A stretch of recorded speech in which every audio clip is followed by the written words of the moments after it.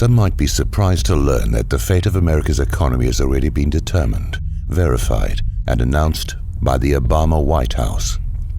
Yet, it has received scant attention from the corporate media.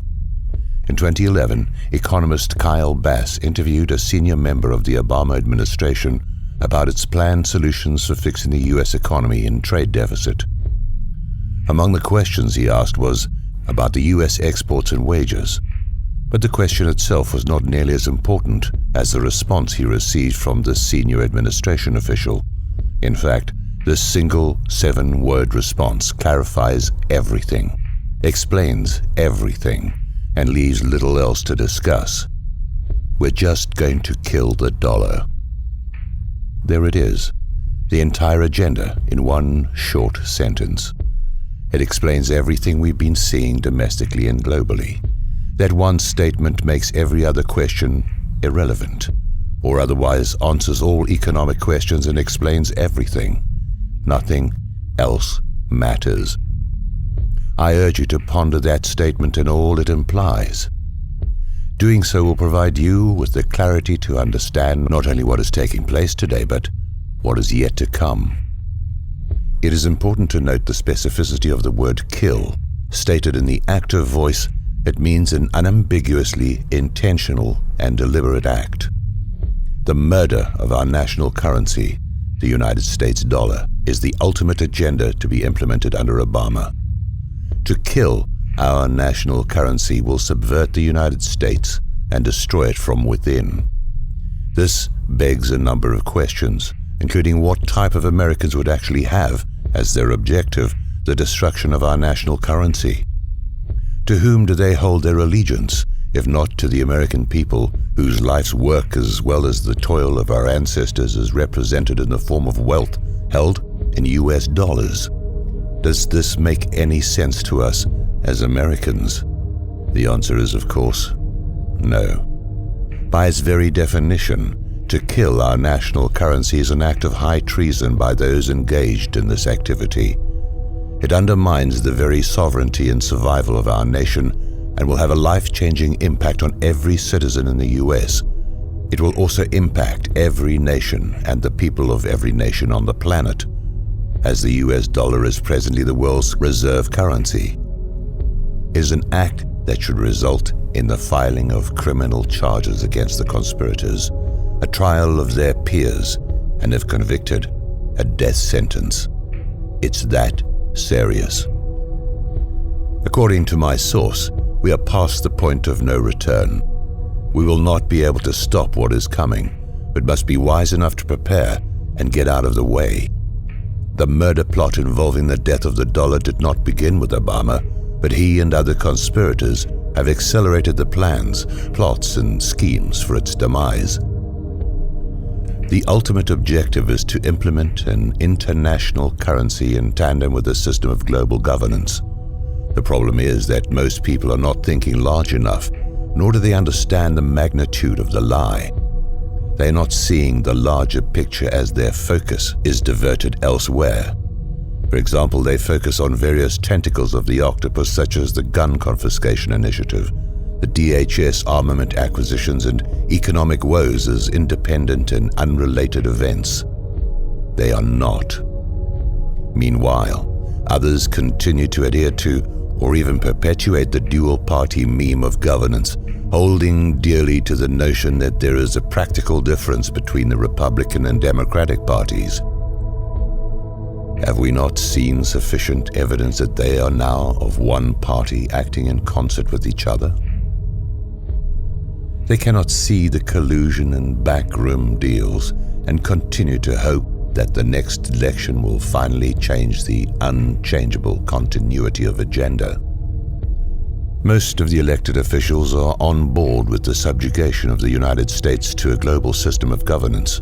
Some are actively facilitating this agenda, while others are making nominal objections on the stage of political theater, whilst hoping to earn a seat at the global table.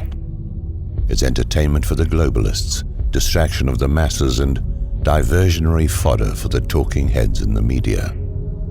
America has become a captured operation, captured from within. Think of the Vichy French internal collaboration with the enemy, or softening the ground for a full takeover from within. The takeover of America has already happened. The collaborators have already been installed, and we are now on a path to complete subjugation of a larger global system of governance. If you continue to doubt this, how else would you explain the numerous examples of our dual-party governmental acquiescence of self-destruction? Those who are pleased about the new record-setting stock market highs and various other manipulated statistics that indicate our economy is improving will be the most vocal critics of this report, and who will attempt to discredit the validity of the information offered here. The more intellectually astute will look beyond the statistics offered for mass consumption, not only to identify the deliberately manipulated data, but to understand what is actually driving these false hopes, figures, and data. It is a magic show, and many are still captivated by the magician's many diversions, failing to realize that we are engaged in a global war, while being simultaneously hobbled by enemy infiltrators from within. One reason we are seeing new stock market highs is the rush to the dollar from other currencies, especially in the Eurozone. Another reason is the monetization of our debt by the Federal Reserve, despite the previous denials of Ben Bernanke and others. Simply put, the plan by the globalists or the central bankers and those behind them is to create this rush to the US dollar like passengers from a sinking ship to lifeboats. Once the lifeboats are filled to capacity, they will be sunk, and the United States dollar will be completely worthless. As in such a scenario, many will not make it. Many will die from what is coming. The level of evil behind this plan is incomprehensible to the normal human mind. We are at war with Russia. After removing Gaddafi from power in Libya, the Obama-Clinton Black Ops plan was immediately put into action. Benghazi was a logistics hub for arming the anti-Assad terrorists by our own State Department, covert operatives who were shipping millions of tons of weapons to Syria via Turkey and other staging areas. Russia was aware of our actions, and through the attack at the CIA Operations Center in Benghazi by proxy forces, exposed this operation to the world while putting a stop to this operation. It seems that everyone except the Western media reported what had taken place. The dirty little secret, which explains why we have not been told the truth about Benghazi, is quite simple. The efforts to overthrow Assad from power are continuing, except the arms and munitions shipments are now originating primarily out of Croatia. Overthrowing Assad would pose a direct threat to Russia, both militarily and economically. Are we to expect Russia's Putin to simply accept this without response? No. What is Russia doing to subvert our efforts? Is waging war against America, striking at the weak underbelly of our economy, which is the oil-backed dollar as identified in Michael Reagan's article, Building on a Kernel of Truth. Sadly, the Obama regime is doing nothing to protect us from this asymmetrical war. It's as if they are allowing it to take place. Although it was reported in the New York Times, few have paid attention to last week's meeting between Chinese President Xi Jinping and Russian President Vladimir Putin in Moscow. But it was an extremely important event in terms of the planned murder of the US dollar.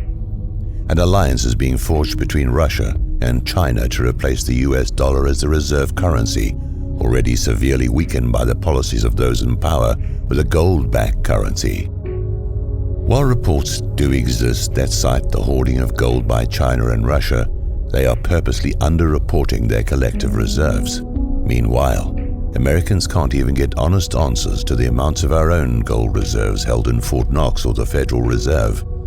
Don't people find this reluctance for audit and inspection a bit curious, if not outright suspicious? The battle is being waged not only by military might, but by a currency war. We are being played through our military involvement in the Middle East, including our covert operations against Syria at the behest of Saudi Arabia. Unlike Iraq, the war in Syria will explode, turn hot, and we will be engaged in an ominous battle that will quickly expand and turn deadly.